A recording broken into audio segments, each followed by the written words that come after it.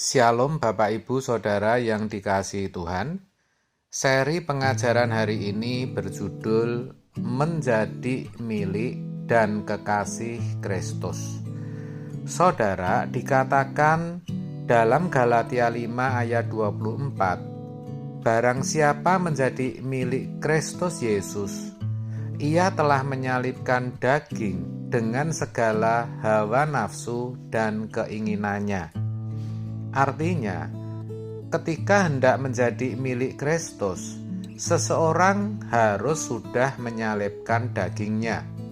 Hawa nafsu dan keinginannya harus sudah dimatikan.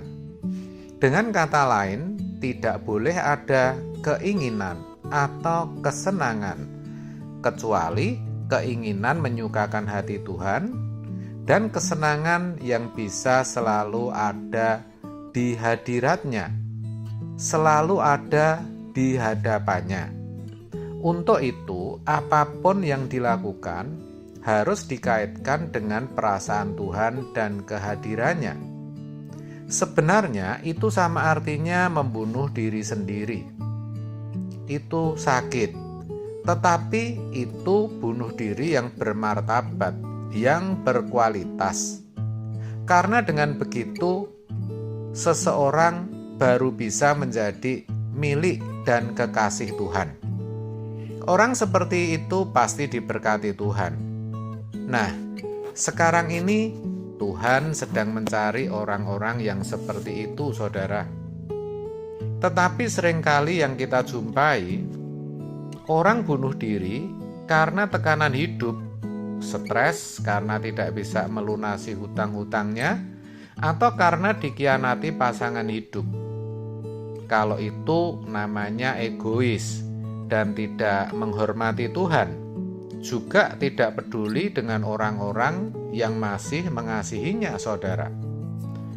Maka kita harus meneladani hidup Yesus. Jangan seperti itu. Tuhan Yesus berkata, makananku adalah melakukan kehendak Bapa dan menyelesaikan pekerjaannya. Yohanes 4 ayat 34. Yang artinya segenap hidupnya hanya untuk kepentingan Bapanya. Tuhan Yesus juga memiliki prinsip hidup. Serigala mempunyai liang, burung mempunyai sarang, anak manusia tidak punya tempat untuk meletakkan kepalanya. Matius 8 ayat 20. Yang artinya berani dan siap menyalibkan daging dan menderita bagi Bapanya yang di surga. Jadi, kita harus tanamkan dalam pikiran kita, saudara, yang penting kita punya Tuhan. Itu cukup, bahkan lebih dari cukup. Allah Bapa itu besar, kuat, dan dahsyat. Mungkin saudara hanya seorang ibu rumah tangga sederhana, atau seorang bapak yang sudah tua dan tidak punya siapa-siapa, tidak punya apa-apa pula, atau orang muda yang tidak memiliki banyak pengalaman. Tetapi saya mau katakan, kalau hati saudara bisa pecah, sungguh-sungguh mencintai Tuhan, sampai saudara tidak menyenangi apapun juga, wah, itu luar biasa. Saudara akan benar-benar merdeka. Betul, saudara. Karena saudara tidak akan terikat dengan apapun dan siapapun juga. Itulah sebenarnya suksesnya hidup. Karena bisa menjadi kekasih Tuhan. Orang seperti itu pasti menjadi berkat. Karena hatinya pasti penuh belas kasihan, rela berkorban, dan tidak ingin ada orang yang binasa. Dimanapun berada, pasti akan membawa damai dan menghadirkan kerajaan surga. Sebab itu, mari berjuang untuk menjadi milik Tuhan, menjadi kekasihnya, saudara. Orang berkata kita konyol, aneh, ekstrim, dan tidak wajar. Biarkan saja. Kan kita sendiri yang merasakan. karena kita telah menemukan Tuhan. Cahaya di atas segala cahaya, pengharapan di atas segala pengharapan. Dan itulah yang terbaik dan terindah dalam hidup ini. Betul loh saudara, nurani kita pasti bicara kok. Dan ketika kita bergaul dengan Tuhan secara benar, kita akan memiliki kepekaan. Apakah seseorang menghadirkan Tuhan atau tidak? Itulah sebabnya kita harus mau berlama-lama dalam berdoa, kalau perlu berjam-jam. Kita harus memaksa diri kita, dan kita harus punya prinsip bahwa di luar sana tidak ada yang lebih membahagiakan dibanding ada dalam persekutuan dengan Tuhan. Percayalah saudara, saudara akan merasakan kebahagiaan. Itulah bunuh diri yang berkualitas, yang bisa menjadikan kita kekasih Tuhan.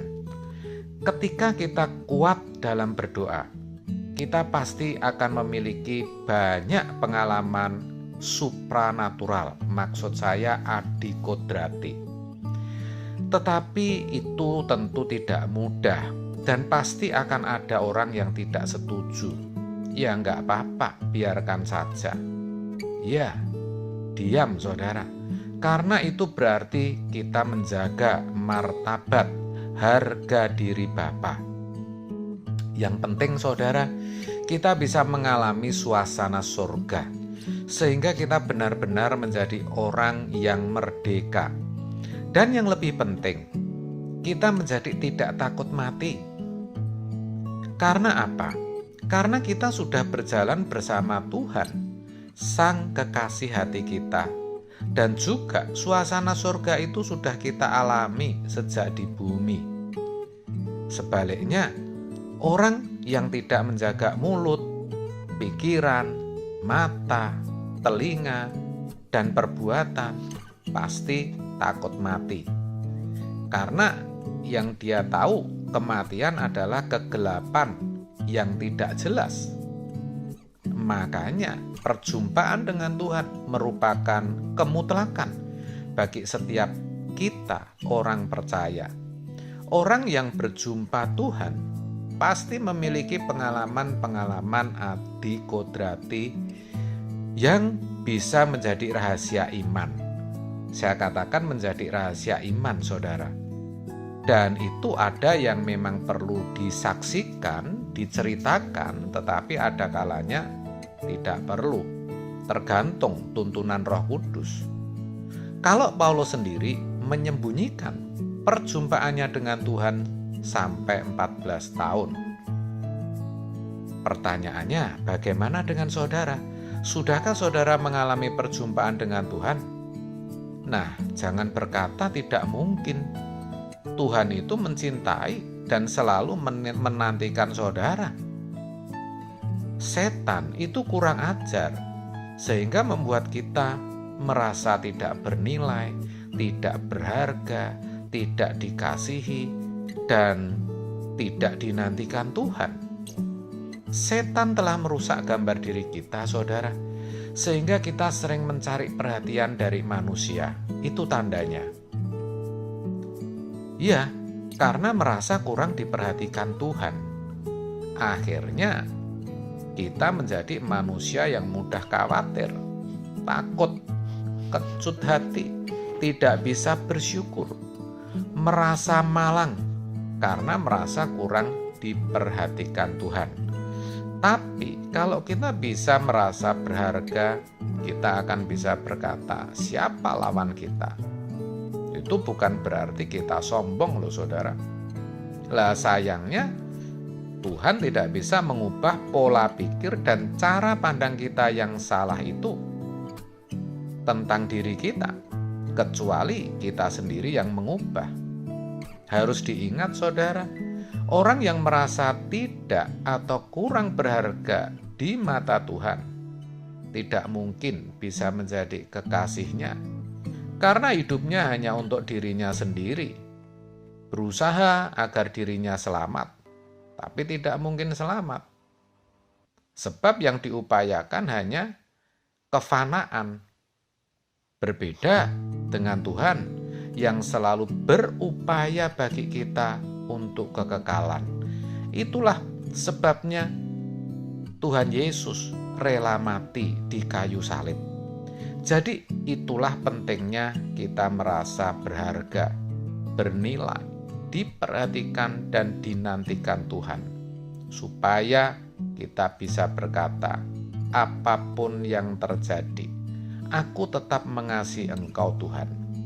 Dan Tuhan pun menjawab, sampai putih rambutmu, aku menggendong kamu. Yesaya 46 ayat 4. Itu artinya kita sudah menjadi milik dan kekasih Tuhan. Amin. Tuhan Yesus memberkati.